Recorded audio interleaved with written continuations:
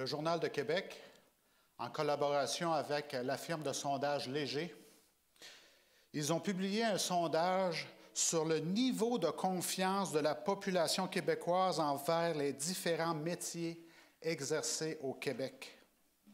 Alors, ils ont listé 50 métiers et ils ont demandé aux gens de donner une valeur d'influence par rapport au métier.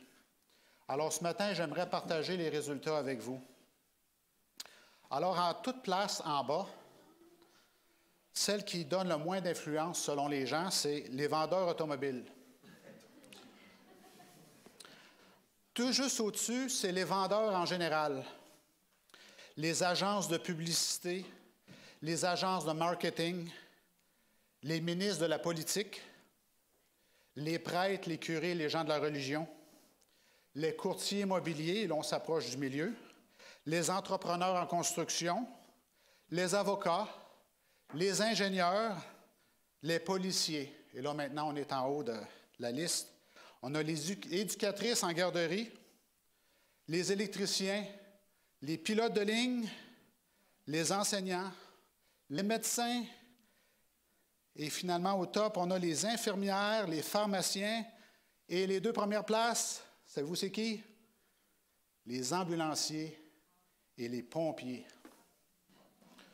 Alors, la conclusion de cette liste est que si vous dites aux gens que vous êtes un premier répondant ou quelqu'un dans le domaine de la santé, votre niveau d'influence projeté et la confiance sera très élevé. À l'inverse, si vous êtes un vendeur de produits et vendeur d'idées, un vendeur de maisons, de services secondaires qui sont moins réglementés et plus subjectifs, parce qu'on essaie de pousser une vente, votre influence et la confiance projetée sera beaucoup moindre aux yeux du peuple québécois, de la population du Québec.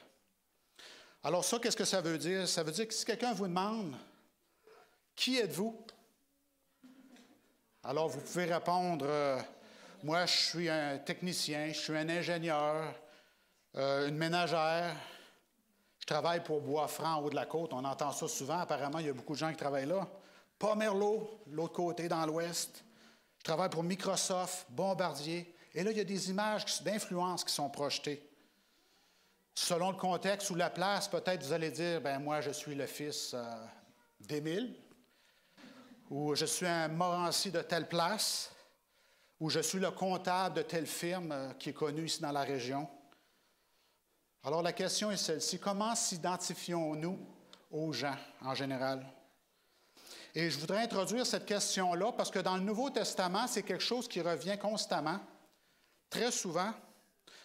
Et les gens qui ont écrit les Épîtres utilisent certains adjectifs qui reviennent souvent. Par exemple, dans Romains 1, verset 1, ça dit « Paul, un serviteur de Christ ». Pierre s'identifie de la même chose. Pierre, un serviteur du Christ et apôtre. Jude dit qu'il est un serviteur. Et Jacques, de la même façon aussi. Alors, on s'aperçoit rapidement que dans le Nouveau Testament, le service est au cœur de la pensée. Qu'est-ce que ça implique exactement d'être un chrétien? Le serviteur Paul a dit que nous avons été créés et sauvés pour le service. L'apôtre Pierre, lui, nous dit qu'il nous a été donné des capacités spéciales pour servir chacun de nous. Chacun de nous avons un don particulier, quelque chose de spécial pour servir le Christ. Jésus lui a ordonné à plusieurs reprises que tout son peuple, tous ses disciples devraient être des serviteurs. Il y a quelqu'un qui a déjà mentionné que dans la vie, ce qui est important, ce n'est pas le nombre de personnes que tu gères, mais c'est le nombre de personnes que tu sers qui est important. Une petite différence qui est une grosse différence, finalement. Il ne faut pas oublier que la vie chrétienne carbure sur qu'est-ce que Dieu a fait gratuitement en Christ pour nous, pour toi et moi, et que nous devrions répondre et faire gratuitement aux autres de bonnes choses. Par exemple, si on veut servir, on dit « Comment est-ce que je peux servir? » Alors, je vais vous donner un exemple très simple. Si un mari veut servir, tout ce qu'il a à faire, il a juste à demander à sa femme. sa femme va lui rappeler quoi? Ben, tu as oublié un anniversaire important, t'en rappelles-tu? Peut-être que tu pourrais écrire une petite carte. Hein? Tu as oublié une journée importante. Ou tout simplement, tu as oublié de sortir les poubelles. Avant de parler, regarde les poubelles puis sors les poubelles. Vous savez, si on veut servir, on peut servir très facilement si on veut vraiment. Allons voir Marc 10, versets 43-45. Nous allons voir certains concepts ce matin. Marc 10.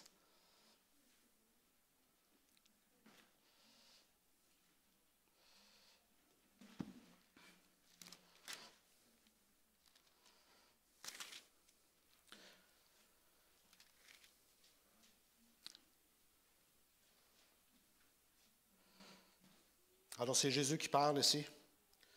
Marc 10, 43-45. Il n'en est pas de même au milieu de vous, mais quiconque veut être grand parmi vous, qu'il soit votre serviteur. Et quiconque veut être le premier parmi vous, qu'il soit l'esclave de tous. Car le Fils de l'homme est venu non pour être servi, mais pour servir et donner sa vie comme la rançon de beaucoup. Et malgré ce qu'on vient de lire, nous nous apercevons que nous n'aimons pas servir. La nature humaine ne veut pas vraiment servir. Parce que depuis le début du péché, nous sommes en autodéfense et nous voulons garder notre énergie, n'est-ce pas? Et même qu'on a même tendance à vouloir prendre l'énergie des autres et la prendre pour en faire un bout de chemin encore plus long. Alors, servir et donner pour la nature humaine pécheresse, ce n'est pas naturel. Et la preuve aussi, quand on veut prendre des vacances, on fait des listes. Ah, moi, en vacances là-bas, je vais être servi de telle façon, telle façon, telle façon. On aime être servi, n'est-ce pas? Alors, selon les valeurs du monde, il n'y a personne qui a une bonne tête sur les épaules qui voudrait être un serviteur, ou être un serviteur de carrière, ou être un serviteur comme le Christ l'a été. Serviteur, selon le Christ, signifie être prêt à changer vos plans, à être incommodé. Jésus-Christ lui a servi, non par nécessité, mais il s'est livré tout simplement par amour, avec tout le package qui venait avec, n'est-ce pas? Jésus, c'est devenu un homme qui était prêt à effectuer les tâches les plus pénibles et les plus désagréables. Il l'a même montré dans un symbole quand il est venu laver les pieds de ses disciples qui venaient de marcher plusieurs kilomètres et qu'il leur a lavé les pieds, que c'était ses étudiants, c'était ses disciples. Et Jésus a même servi au cours de sa vie. Il est mort d'une mort atroce. Il a tout fait ça pour servir, pour montrer qu'est-ce que c'était d'être un serviteur de Dieu. Et pendant qu'il montrait ça, qu'est-ce que ses disciples faisaient, eux? Ils argumentaient pour savoir qui allait être le plus grand. Quel contraste. Alors Jésus disait que quiconque s'exalte lui-même sera abaissé et quiconque s'abaisse sera élevé. Le plus grand d'entre vous sera votre serviteur. Le plus grand d'entre vous, c'est le serviteur. C'est ce que ça dit. Alors, soyons prêts aux inconvénients. Parce que moi, personnellement, j'aime avoir des plans, des itinéraires. Aujourd'hui, je vais faire ci et ça. J'aime savoir ce que je fais. Dans Matthieu 14, ce que nous avons lu, le texte biblique de ce matin, il nous a raconté l'histoire de Jean-Baptiste, qui, lui, a été décapité une bonne journée. Et Jésus était proche de lui. Comment était-il proche de lui? Bien, c'était son cousin propre. Ils avaient un peu la même vocation, n'est-ce pas? Et là, l'histoire nous dit que Jésus a désiré se retirer. Il a choisi d'aller sur un bateau privé pour aller dans une place tranquille. On peut s'imaginer facilement que Jésus voulait aller vivre son deuil pour penser, prier. Comment est-ce que ça changeait sa vocation maintenant que son précurseur était parti? Et qu'est-ce qui est intéressant dans Matthieu 14? Et si vous étiez un rabbin populaire dans ce temps-là, c'est que les gens pouvaient vous trouver.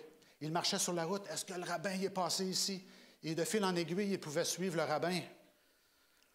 Alors, ils ont trouvé Jésus très facilement. Ils voulaient aller poser des questions à Jésus. Ils voulaient lui demander des choses. Alors, il me semble qu'à la place de Jésus, ma réaction naturelle aurait été de dire, « Est-ce que je ne pourrais pas avoir un peu de temps tranquille, s'il vous plaît? » Alors, dans Matthieu 14, alors qu'on médite là-dessus, et que Jésus pleure la mort de son compagnon de travail, on peut dire, Et là, ils l'ont trouvé. Mais qu'est-ce que Jésus lui a fait? Est-ce qu'il les a renvoyés? Est-ce qu'il les a maudits? Est-ce qu'il s'est plaint qu'il avait d'autres choses à faire ou qu'il avait besoin de son temps? L'Écriture nous dit qu'il s'est levé, qu'il les a guéris. Et si on essaie de donner une note d'appréciation de service, service à la clientèle, on pourrait donner un 10 sur 10 à Jésus, parce qu'il ne s'est pas plaint et il s'est remis au travail comme si rien ne s'était arrivé. Alors, il a eu son service client incommodé, qu'on pourrait dire.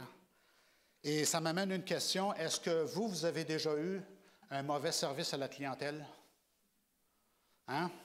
Est-ce que ça vous est déjà arrivé d'aller chez Costco un bon vendredi après-midi et là, vous vous dites, je vais aller chez Costco, j'ai tout planifié, tout va bien aller. Et là, vous allez magasiner dans Costco, vous savez, vous avez les beaux paniers, vous remplissez le panier. Et là, quand vous arrivez à la caisse pour payer, vous vous apercevez qu'il y a une ligne de la caisse qui va jusqu'aux électroniques en arrière. Et là, que tout le monde a un panier comme vous, large de même, plein comme ça. Et là, vous commencez à calculer les paniers. 10 minutes, 10 minutes, 10 minutes, 10 minutes, 10 minutes. Et là, c'est vendredi après-midi. Et là, vous imaginez, moi, il faut que je mette ça dans ma voiture, j'aille à la maison, j'apporte ça dans la maison, je range ça dans la maison. Le sabbat arrive, est-ce que je vais le faire? Qu'est-ce qui m'arrive? Et alors que vous pensez ça, ils ferment votre ligne, ils disent d'aller dans l'autre ligne. En plus. Comment vais-je faire pour faire tout ça avant le sabbat? Vous me posez la question. Alors, voyez-vous, vous pouvez être dans un bel entrepôt tout neuf, tout propre, avec tout le matériel que vous voulez. Mais si vous avez un mauvais service à la clientèle, votre expérience à cette place sera mauvaise. Et pour vous, les Costco, vous ne voudrez pas retourner au Costco, n'est-ce pas? Est-ce que la même chose peut arriver à l'Église aussi dans notre communauté? On peut avoir de beaux programmes, de bons enseignants, un paquet de bonnes choses, mais si l'aide n'est pas là, si les gens à l'intérieur ne sont pas disposés à servir comme ils sont supposés faire, ça ne marchera pas. Il est possible de rater l'opportunité de servir Jésus. Alors Jésus a besoin de nous pour servir. Et non pas seulement, on donne l'exemple de l'Église, mais c'est dans notre communauté ou c'est dans notre communauté de ville, dans notre communauté où est-ce qu'on habite, dans notre communauté de carrière où est-ce qu'on est ici dans les organisations aussi. Et on a un rappel qui est dans 1 Corinthiens 12 que vous connaissez très bien, que je vous rappelle. Eh bien, ça compare l'Église aux différentes parties du corps. Parce que moi, je suis une main, je ne veux pas faire partie du corps. Tout le monde veut des postes prestigieux sans le service. Mais c'est important de se regarder tous ce matin et dire à la personne qui est à côté de vous, on a besoin de vous pour servir d'une façon ou d'une autre. Nous avons besoin de toi. Qu'est-ce que tu peux faire pour aider, pour servir dans ta communauté? Tout le monde voudrait être la bouche, les yeux, tous les membres qui paraissent bien, qui sont exposés, mais il y a aussi d'autres organes qui ne sont pas exposés et qui sont essentiels au corps. On peut, le cerveau, le cœur, la colonne sont aussi très importantes. Et quand on parle de servir, dans notre communauté, on a le mot bénévolat qui nous vient à l'idée. Le bénévolat, vous savez, ça peut venir d'un bon esprit ou ça peut venir d'un esprit égoïste aussi. Vous savez, quand on applique pour un emploi, maintenant, ou une application académique, on nous demande toujours, est-ce que vous avez fait du bénévolat pour faire des heures, pour comprendre comment que ça fonctionne? Et alors, quand on fait notre CV, on veut toujours mettre quelque chose de bénévolat. Alors, des fois, on veut faire du bénévolat, mais ce n'est pas nécessairement pour les bonnes raisons. Alors, ce que je veux apporter finalement, c'est que quelquefois, on peut servir pour les mauvaises raisons, les mauvais motifs. On peut servir pour bien paraître. On sert et on veut juste servir nos désirs égoïstes. Mais malgré tout ça, un bon serviteur veut que Dieu paraisse bien comme priorité, n'est-ce pas? Allons voir Matthieu 5, verset 16.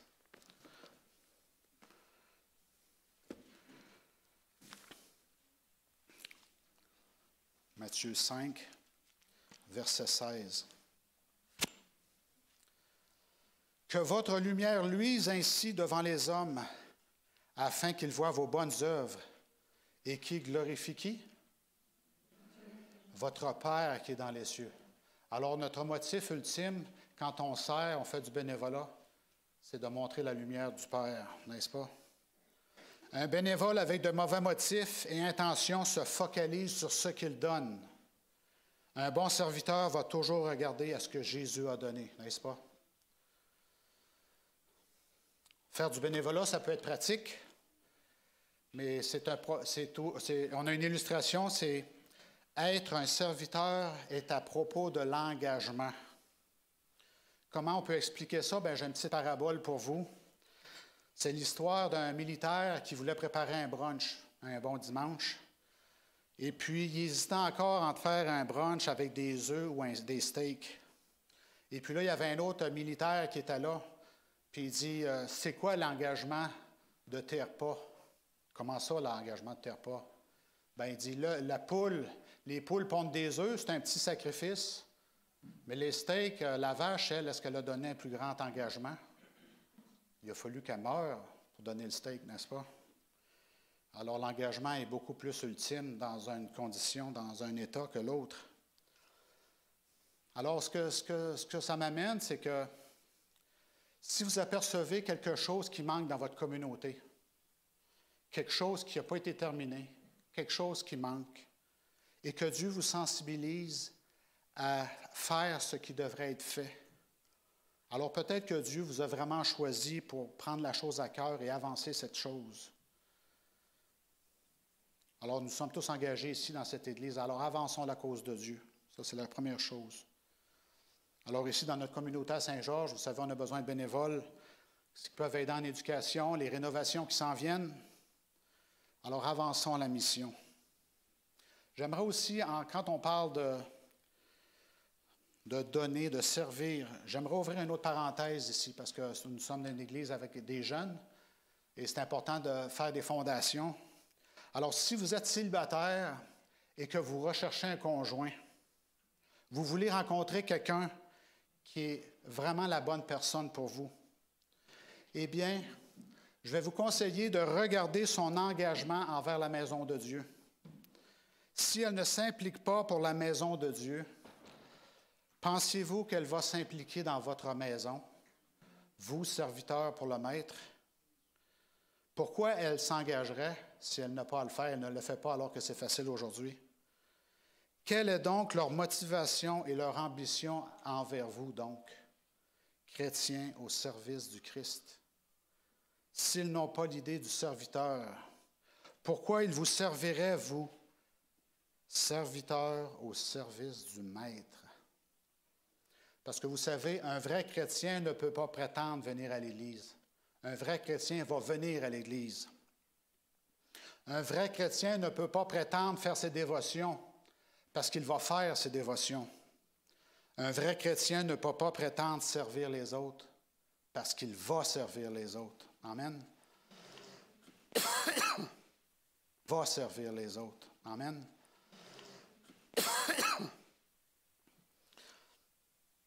Alors, il faut se poser la question, et une question qui a été posée dans le passé. C'est John Fitzgerald Kennedy, en 1963, alors que son pays passait par des moments d'infiltration politique, militaire. Et il a dit une phrase qui est restée célèbre jusqu'à aujourd'hui. Il a dit ceci: « Ne demande pas ce que ton pays peut faire pour toi. Demande plutôt ce que toi, tu peux faire pour ton pays. » Alors là, je ne suis pas en train de dire qu'on n'a pas besoin de venir à l'Église si on n'a pas besoin d'aide, parce que venir à l'Église, ça implique d'autres choses aussi. Mais je pense que de temps en temps, c'est important de se poser la question, comment est-ce que je peux servir? Qu'est-ce que je peux faire pour ma communauté, pour mes différentes communautés, organisations pour lesquelles je travaille et que j'aide? Pour mon Église aussi, premièrement. Si on se demande qu'est-ce que l'Église peut m'apporter pour m'enrichir, l'Église va me servir absolument à rien. Et à ce moment-là, il faut se poser la question, est-ce qu'il y a quelque chose qui cloche dans ma vie? Parce qu'ici, dans le monde séculier, il y a 96 % des gens qui se disent croyants en Dieu, mais ils considèrent que venir à l'Église, c'est inutile. Alors, c'est quoi qui cloche au juste? On est croyant, mais l'Église ne me sert à rien. C'est quelque chose qui est complètement contradictoire et illogique, incohérent. On a un exemple ici. Lucifer, c'est un serviteur, mais il est devenu un bénévole mécontent. Lucifer était tout en haut ici. Il avait une position prestigieuse, mais il y a eu une réunion dans laquelle il n'a pas été invité. Et là, ça a été le débordement total. Vous savez, tout ce qu'il aurait dû faire, c'est d'aller voir Dieu, d'aller sur le trône et dire « Qu'est-ce qui se passe? Qu'est-ce qui se passe? Est-ce qu'on peut discuter? Est-ce que c'est ça qu'il a fait? » Non, il est allé en bas voir les anges qui étaient moins informés. Et là, il est allé leur changer leur vision afin de se mettre en position favorable lui-même. Il y a Judas aussi, un des 12 disciples, qui était un grand serviteur. On lui a même donné un grand rôle. Il est devenu le comptable du groupe. Mais éventuellement, ce bénévole-là est devenu tanné de ne pas être payé. Alors le bénévole a décidé que parce qu'il avait la charge de l'argent, il était important, alors il y a un certain pourcentage qui devait lui revenir. Alors ce bénévole-là avait un agenda secret qui a fini par lui coûter la vie. Alors quand ça vient à servir, ça peut arriver qu'on fait des choses qu'on n'aime pas trop, mais ça nous prépare quand même pour les grandes choses. Alors on doit toujours rester fidèle, malgré les tâches de servir qui changent. Un autre point qui est important quand on parle de service, c'est que la bénédiction va revenir au serviteur qui s'expose. Ah oui, un bénévolat va recevoir une récompense. Eh bien, dans la Bible, c'est quelque chose qui est constant. Allons voir Ésaïe 58, versets 10 et 12. Ésaïe 58. Et je vous encourage cet après-midi, si vous n'avez rien à faire, lisez le chapitre au complet. C'est un chapitre sur le service, sur la grâce que Dieu nous fait. Mais on va lire seulement 2 versets pour le moment. 10 et 12. Ésaïe 58, 10 et 12. Si tu donnes ta propre subsistance à celui qui a faim, si tu rassasies l'âme indigente, ta lumière se lèvera sur l'obscurité, et tes ténèbres seront comme le midi. L'Éternel sera toujours ton guide. Il rassasiera ton âme dans les lieux arides, et il redonnera de la vigueur à tes membres. Tu seras comme un jardin arrosé, comme une source dont les eaux ne tarissent pas. Tu deviendras une source de bénédiction qui ne tarira pas. Qu'est-ce qu'on peut avoir plus que ça quand on sert Dieu? Servir, ce n'est pas perdre son temps. Vous savez, on a un docteur que vous connaissez bien dans notre communauté qui s'appelle Neil Nedley, qui parle des temps difficiles où est-ce qu'on peut être déprimé. On sent qu'on donne, mais qu'il n'y a rien qui revient. Alors, ce docteur-là nous dit, pour sortir d'un temps de déprime, qu'est-ce qu'on fait? Allez trouver une personne qui a une épreuve pire que la vôtre et allez l'encourager. Et il dit, la bénédiction va vous revenir. Alors, ce petit mot-là m'a touché. Faites ça dans votre communauté et la bénédiction va vous revenir.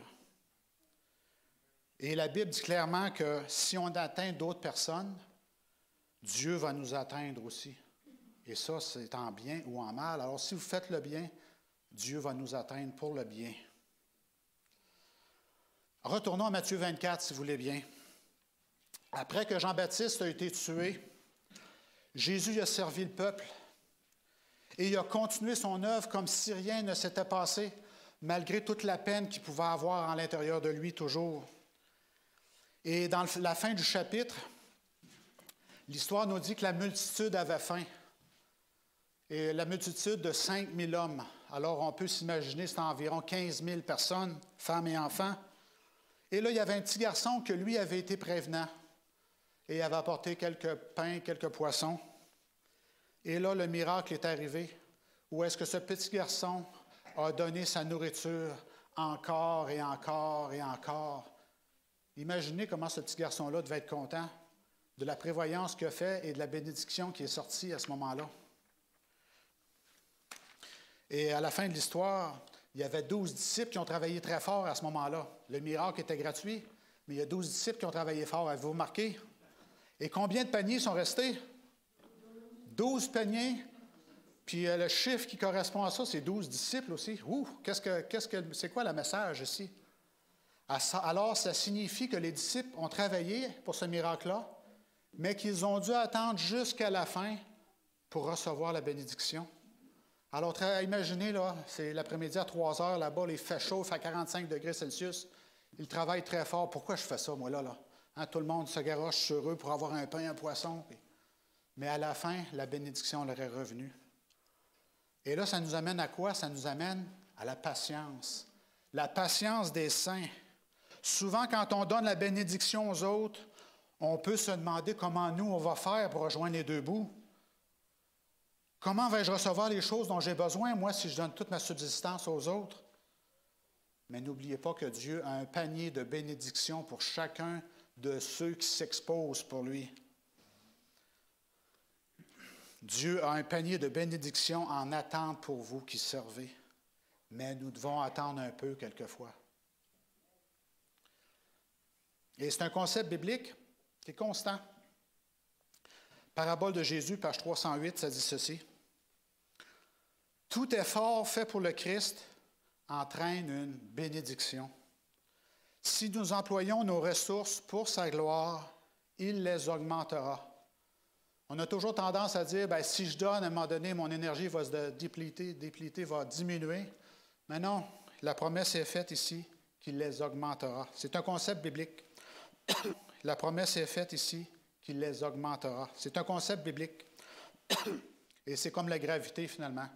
Ça va toujours finir par tomber éventuellement. Mais on doit attendre. Si on regarde la vie de Néhémie, un personnage de la Bible, et cet homme-là était un serviteur dans les palais de l'Empire perse. Et on peut s'imaginer que ce Néhémie-là, j'ai hâte de le rencontrer un jour parce que c'est un personnage très spécial à mes yeux. Du point de vue caractère, il devait être très spécial. Pensez-y, le roi de Perse, c'était une civilisation, hein, les Perses. Eh bien, ce roi-là préférait faire confiance à ce petit serviteur-là pour être son échanson plutôt qu'utiliser son propre personnel perse. Néhémie était tellement près du roi, vous savez, qu'il aurait pu l'empoisonner n'importe quand ou l'égorger pendant son sommeil. Parce qu'en plus, le roi représentait l'autorité qui avait détruit sa race, son pays. Jérusalem avait été détruit à cause de cette autorité-là. Mais Néhémie restait fidèle à Dieu.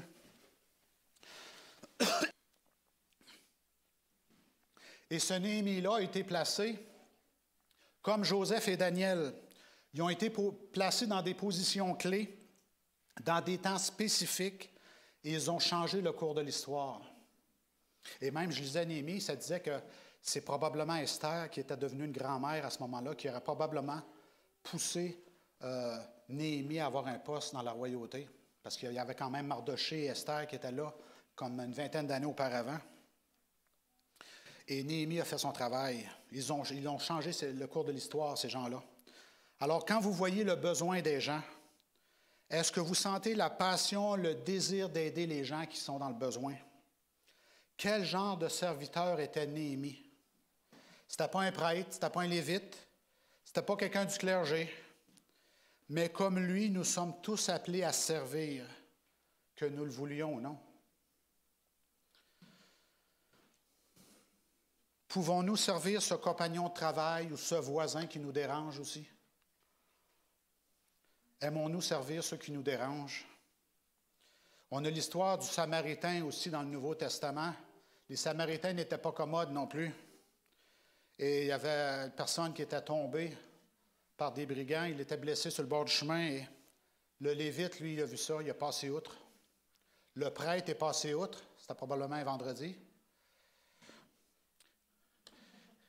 Mais le Samaritain, lui, il n'avait pas une théologie parfaite des choses. Mais son application de l'Évangile a été parfaite, par contre. Il a fait la bonne chose d'aider son prochain, qui était probablement même un ennemi. Sommes-nous disposés à être dérangés pour quelqu'un d'autre? Parce que Dieu nous demande d'être des serviteurs. Il y a l'histoire du CEO, vous savez, dans les nouvelles, dans les médias, on parle d'un employeur comme Elon Musk qui a racheté Twitter. Et son premier réflexe, ça a été de congédier, montrer sa rage et de congédier des gens. Hein, je vais juger de l'augmentation du salaire que tout le monde mérite. Et d'autres méritent le congédiement, et je vais me faire plaisir de les congédier. Mais pourtant, lui, Jésus, il est venu sur la terre, il aurait pu faire exactement la même chose. Mais Jésus est désireux de donner des promotions à tout le monde. Hein? Jésus, c'est le meilleur des boss. Hein? La meilleure personne à servir, c'est Jésus. Parce que lui, tout ce qu'il veut donner, c'est juste des promotions. C'est le meilleur boss au monde. Même, il disait, Père, pardonne-leur, car ils ne savent ce qu'ils font. Même s'ils étaient détestables, hein? Même si nous sommes détestables. Quand vient le temps de considérer les choses que Dieu nous a données, comme une voiture, par exemple, Dieu ne va pas me demander quel genre d'auto je conduisais au jour du jugement, mais il va me demander quel genre de service ai-je rendu avec cette auto. Il ne va pas me demander à propos du genre de maison que j'avais, mais il va me demander à combien de gens as-tu pu aider à cause de ta maison. Il ne va pas me demander quel genre de linge que je portais, mais il va me demander combien de gens ai-je pu vêtir convenablement alors que les temps froids, les temps difficiles arrivent. Il ne va pas me demander si j'habitais dans le bon voisinage, mais il va me demander comment ai-je traité mon voisinage. Parce que vous savez, dans le monde, il y a tellement de choses qui peuvent aller mal, et ça va aller encore plus mal, ça vous le savez très bien. Et il y a tellement de vies qu'on peut toucher dans ce monde de misère et de souffrance. Et des fois, on se dit qu'il n'y a pas grand-chose qu'on peut faire, il me semble. Mais vous savez, dans le cœur de Dieu, toute la souffrance est enregistrée.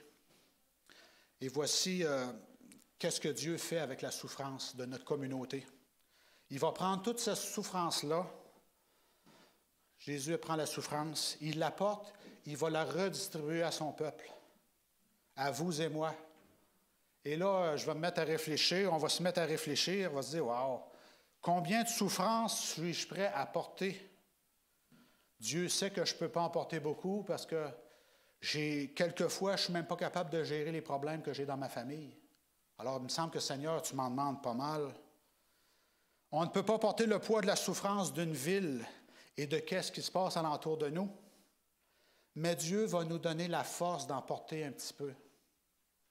Il va nous donner la force d'investir dans quelqu'un, d'investir dans des gens qui ont besoin de quelqu'un. J'ai une citation encore dans CP. C'est quelle la dernière citation que je vous ai donnée tantôt? Conquérant Pacifique, CP. Conquérant Pacifique, page 491. Je me perds dans mes symboles. C'est très intéressant, ça dit ceci. Le meilleur don que nous puissions refléter de notre Père céleste, c'est un suprême amour pour lui, et un amour désintéressé pour les autres. Cet amour n'est pas l'impulsion d'un moment, ce n'est pas juste un bon feeling qu'aujourd'hui je veux faire du bénévolat, je veux aider, non. Mais c'est un principe divin. Ça veut dire que même quand ça ne nous tente pas ou que l'opportunité n'est pas là, on la fait quand même. C'est une force permanente. Il ne peut prendre naissance dans un cœur irrégénéré. Il ne se trouve que dans le cœur où Jésus règne. Nous l'aimons parce qu'il nous a aimés le premier. C'est le principe directeur de l'action dans l'être renouvelé par la grâce divine. Jésus, il modifie le caractère, il gouverne les impulsions, il contrôle les passions, il ennoblit les affections. Ennobli, entretenu dans l'âme, il adoucit la vie et répand une influence qui purifie. Peut-être qu'on n'aime pas servir, mais Dieu peut nous transformer. Lui seul peut nous changer. Alors, c'est une bonne nouvelle aujourd'hui. Peut-être qu'on n'a pas cette bonne impulsion, qu'on est égoïste par nature, puis dis-moi, servir les autres, c'est pas pour moi. Mais aujourd'hui, on a la vie, et avec la vie, on peut prier. On peut demander à Dieu de devenir plus altruiste. Et si on prie que Dieu nous rende plus altruistes, pensez-vous que Dieu va répondre à cette prière-là? C'est la première prière que Dieu va répondre. Il va nous montrer comment que je suis égoïste. Et éventuellement, on va dire, Seigneur, pourquoi tu places tous ces gens-là devant moi? Pourquoi tu places tous ces gens-là dans ma vie? N'est-ce pas? Alors Dieu a cette capacité de nous enseigner les grandes leçons de la vie. Et surtout notre égoïsme. Et même si on n'a pas le désir, Dieu peut le faire. Proverbe 19, verset 17, ça dit « Celui qui a pitié du pauvre prête à l'Éternel, qui lui rendra selon son œuvre. Alors, vous voyez toujours ce retour du balancier qui revient. Celui qui prête à l'éternel, celui qui prête aux pauvres, qu'est-ce que ça se dit? Dieu va lui rendre selon son œuvre. Nous ne faisons pas ces choses-là en vain. De la même façon que Jésus a eu pitié de nous, quand Jésus est venu sur la terre et qu'il est mort pour nous, il s'est donné, il va retrouver ce qu'il avait perdu. Vous voyez ce contexte, cette chose-là qui revient tout le temps. Comme les disciples avec les paniers, ils vont retrouver ce qu'ils ont attendu. Et concernant le jugement, parce que ces choses-là seront dévoilées au jugement, c'est dans le livre Jésus-Christ, à la page 639, qu'il y a une citation qui est très bien, qui dit ceci. Et c'est Jésus qui se présente comme le juge devant son Père, vous savez. Et Jésus, il est là, et en ce jour-là, au lieu de présenter aux hommes la grande œuvre accomplie à leur faveur par le don de sa vie pour leur rédemption, Jésus va présenter l'œuvre que les gens auront accomplie pour lui avec fidélité.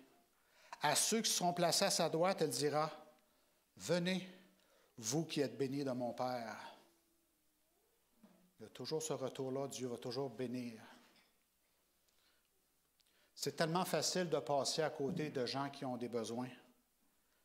Mais c'est important aussi d'investir dans les gens qui sont près de nous, très près de nous. Alors donc, en conclusion aujourd'hui, je veux conclure en disant que Dieu est grand et il est en charge de tout. Nous devons être petits et sur appel. Vous savez, ici, dans la communauté, notre contexte séculier, on dit que les gens ne veulent pas entendre la morale de l'Évangile, mais ils vont sûrement être touchés, ils vont sûrement réagir quand ils vont voir l'Évangile en action, alors que des bonnes œuvres seront faites gratuitement pour eux. Et je voudrais terminer par une courte histoire pour conclure le message de ce matin de service. Et je voudrais vous parler des premiers protestants. Les premiers protestants, on parlait de Martin Luther qui a commencé le protestantisme, mais bien avant eux, il y avait les Bohémiens en Bohême, c'est en Tchécoslovaquie, au 15e siècle, qui, eux, ont fait des choses un peu spéciales. Et au 18e siècle, ils étaient maintenant en Hollande. Et en Hollande, c'était un pays qui colonisait les autres pays, dont les Caraïbes. Et là, à l'Église en Hollande, ils avaient ce désir d'évangéliser, faire du bien aux gens dans les Caraïbes.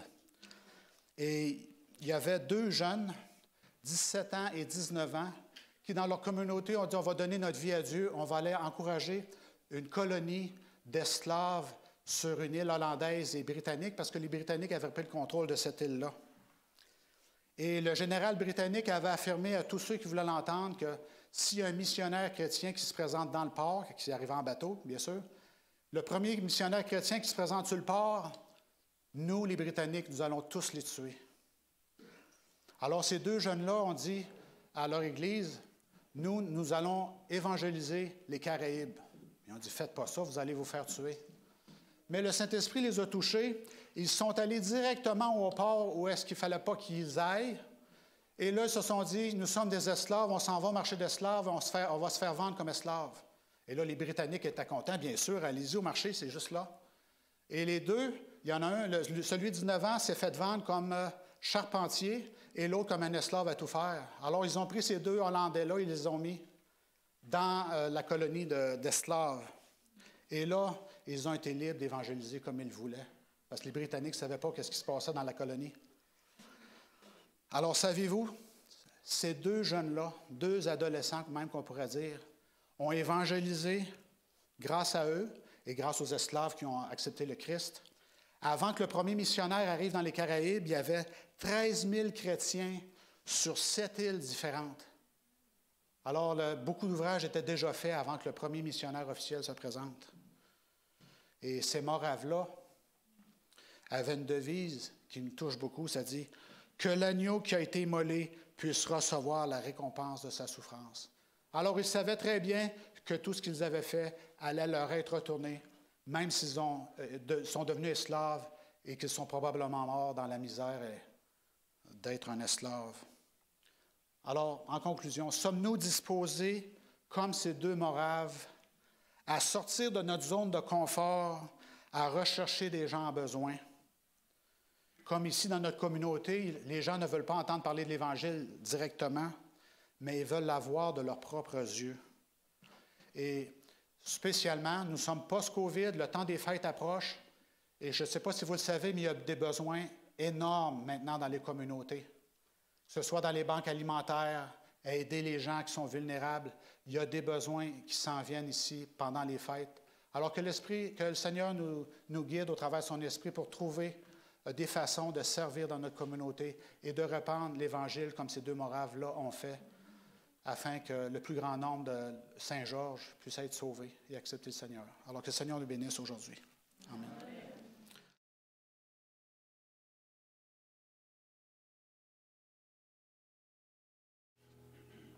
Alors, notre Dieu, notre Père, par ton exemple, tu nous as montré que servir était primordial afin que nous puissions délivrer cet amour à chacun de ceux qui vivent sur cette terre et qui ont passé ici. Et maintenant, aujourd'hui, nous nous engageons, Père, à te servir dans cette communauté. Et nous sommes dans un temps où est-ce que les portes s'ouvrent, les besoins sont grands. Les besoins sont grands de toutes les façons, Père. Puisses-tu nous ouvrir notre esprit afin de trouver des façons d'aller donner un coup de main, de montrer l'amour de Jésus par notre exemple dans notre communauté, que ce soit dans notre travail ou dans où est-ce qu'on habite. Aide-nous à trouver des façons de sourire à quelqu'un, de tendre la main à quelqu'un au cours de la prochaine semaine, au cours des prochains mois, et temps des fêtes qui s'en viennent aussi. Alors, c'est au nom de Jésus que nous prions. Amen.